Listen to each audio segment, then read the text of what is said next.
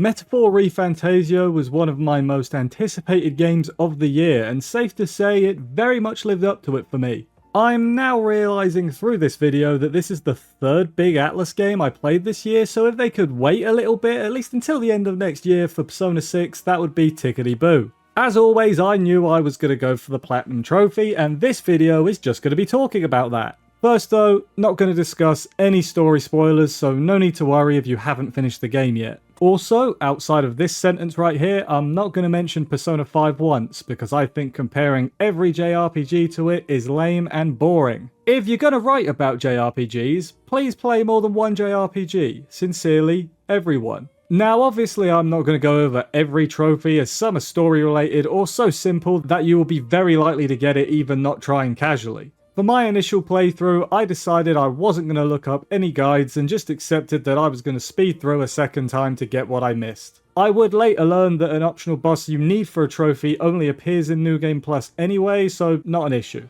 I played on normal difficulty because I got a bollocking from certain people on the Shin Megami Tensei Vengeance video for playing on easy. I guess playing a difficulty that's included in the game doesn't count as playing the game properly, but whatever, not going to go into that. For the most part, the game was very straightforward. I thought the time management may need to be really important based on their previous games, but I was able to max all the followers with time to spare, as well as doing all the quests I came across and everything in the arena, and read all the books I had. Unfortunately, I evidently missed the one missable book in the game. Seriously, why is there only one? As well as at least one quest, so in terms of trophy progress, this was ultimately pointless. But hey, first playthrough, gonna do everything in front of me. The only things I went out of my way to do were surf around on the sword for entirely too long, just going around in a circle on this street for that trophy, as well as talk to Navi 100 times by mashing triangle. That was a joke, I actually like Gallica, but the trophy is called Hey Listen, which is an Ocarina of Time reference. Do I need to explain this? Now, as I said, I did every quest I came across. This included the Trial of the Dragon quest chain. Oh my god, I was not prepared for this. Before continuing on, I'm going to say right now there's going to be an unavoidable spoiler on the screen. I'm not going to talk about it, so listen in another tab until we're done talking about this whole quest chain. You have been warned.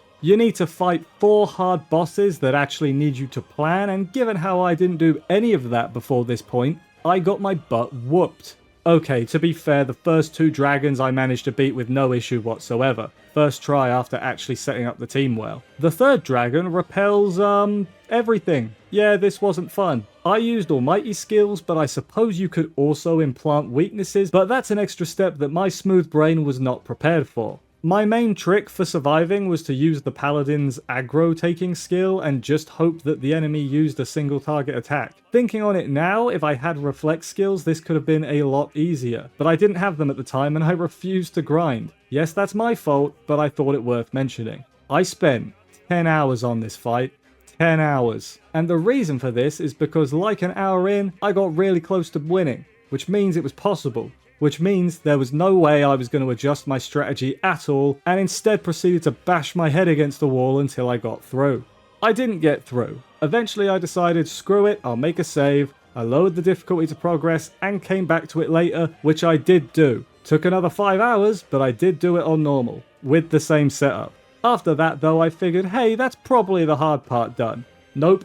The final boss of this quest chain was maybe worse. I was less frustrated because I honestly expected it, but geez. This fight actually did make me go grind. Thankfully it's in a dungeon where you can grind really easily. I just found one of the spawner things and killed the blue enemies that appeared. Probably not the fastest method, but it was risk-free and very mindless, honestly. Back to the fight itself, my strategy revolved around using the reflex skills to end his turns early and hit him with the high damage magic skills I had. The only reason this sounds less involved than the previous is because I grinded. If I did the grinding before the previous dragon, that one would have been way easier than this. Once again, I did lower the difficulty to progress, but I actually ended up beating it on the first try on normal afterwards, when I went to get footage in fact. Maybe that means I got better at the game, or I could just be getting lucky. Honestly, I'll take either one. I didn't really mind having to plan a specific strategy, I quite like it actually. I just wish it was more of a curve where it didn't shoot up in difficulty for this one set of quests. After that though, the rest of the bosses in the main game were pretty easy. It was really relieving, honestly. I did lose to the final boss once, which I'm not going to show because spoilers and that, but then the second time I did the same strategy again and it worked. That strategy of course being hit hard and stay healed.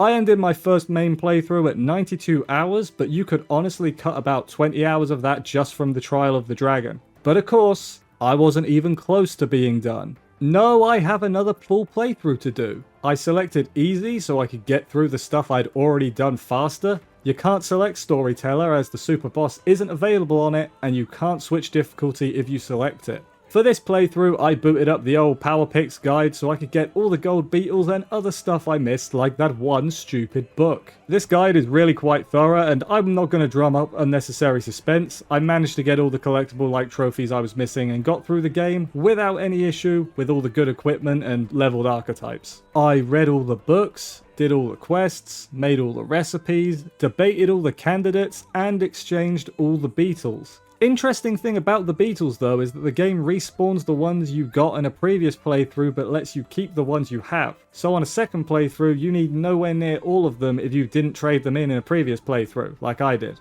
Also for recipes, I ended up needing to fish for some Queen's Honey jars. I thought this was worth mentioning as over 100 hours in, this was the first time I actually did any fishing. Originally I saved scum to get what I wanted from it as to not waste time, though now I know that the items are not random at all but determined by the response that you give.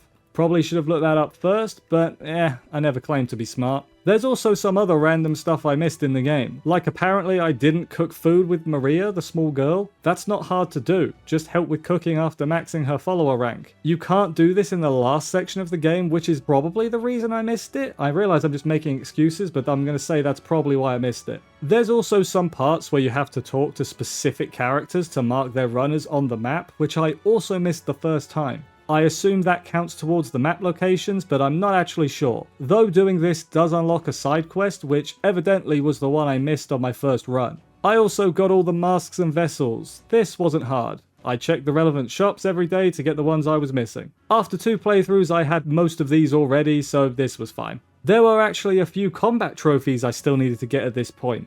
I hadn't used 50 synthesis skills because I rarely used them. They used 2 whole actions, so I tended to ignore the mechanic and just use normal abilities. Please tell me I'm not the only one there that ignored them. I would feel silly if I was. I also hadn't spent 100k using the merchant skill tree, and this one I do have a slightly better explanation. That being early in the game, money is tight, and I didn't want to waste it, while later in the game I had more classes that I preferred to use. Neither of these are hard to get though, I just fought enemies in the final area of the game. Same for maxing all archetypes. I used the EXP items that I had and then grinded out the rest in that final area. But let's get to the super boss, which I was dreading. Again, there's going to be an obvious spoiler on the screen, so tab out and listen if you need. I don't know the intended method for this. When I tried normally, I got killed pretty quick without much idea what happened. However, there is a kind of cheese method to beat it without letting it take a single turn. I say cheese, but it's all stuff you can get normally in-game. Can you really consider that cheese? I don't think so. The crux of the strategy revolves around the last meal you unlock, the Sublime Spoonful, which gives you 4 extra actions. So the strategy essentially is buff and debuff, use your hardest hitting attacks, and then throwing the Sublime Spoonful and MP restoring items when you get low on turns and MP respectively. On easy I managed it with 8, but closer to 10 Sublime Spoonfuls would probably be better. I mention easy specifically because it's the lowest possible difficulty for this boss. For normal, you probably need double that at about 20. Anything higher, I have no clue, I didn't check because I'm not good enough, so I just left it. Although saying that with this strategy, the difficulty doesn't matter because he never gets to attack. This obviously does need you to prepare throughout the game by getting the ingredients and making the meal though.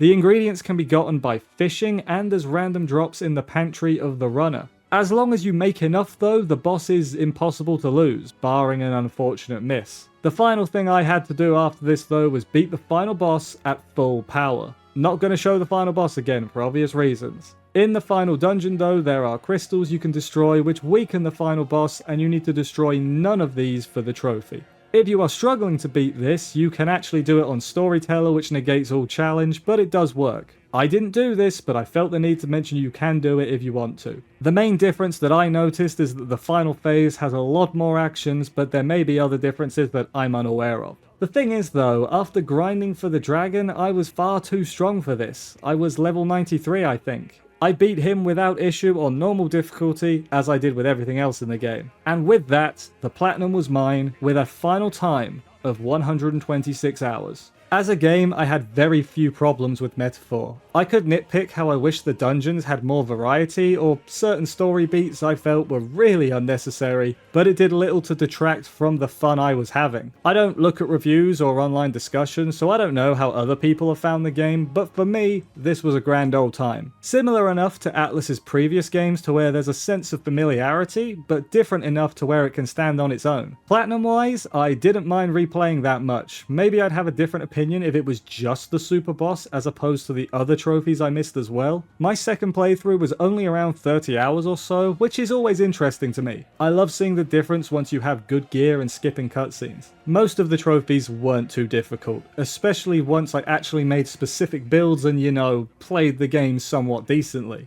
There are a few annoying missables, such as that one book, so I definitely think this is a guide game. For the platinum that is, playing normally you have more than enough leeway to do most things. Would I be up for a sequel? Yeah, I'd be down for more Metaphor games, but maybe do other genres than fantasy. They could do Metaphor Sci-Fi-O as a space JRPG, you don't get too many of those. Or Metaphor Detective Novello, where you're a legally distinct Sherlock Holmes ripoff. Obviously come up with better names than those, but I don't think they need to do a direct sequel to this game. Atlus does fulfilling endings better than most, and while I certainly wouldn't mind more content with the characters, I don't think it's necessary. Sometimes it's best to close the book on one story and begin another. And that's it, the tale of how I got the platinum for Metaphor ReFantazio. Have you got the platinum yet? Did you struggle on any of the same parts that I did, or are you too much of a pro gamer? Let me know all of that in the comments, and while you're down there, why not subscribe? I talk about trophies and achievements all the time, and subscribing is the easiest way to ensure that you can see my videos easily, both old and new. Plus, it's free, and all you gotta do is press a button. And who doesn't love pressing buttons? Thank you for watching. For now though, I'm off, hunt them trophies, and I'll see you next time.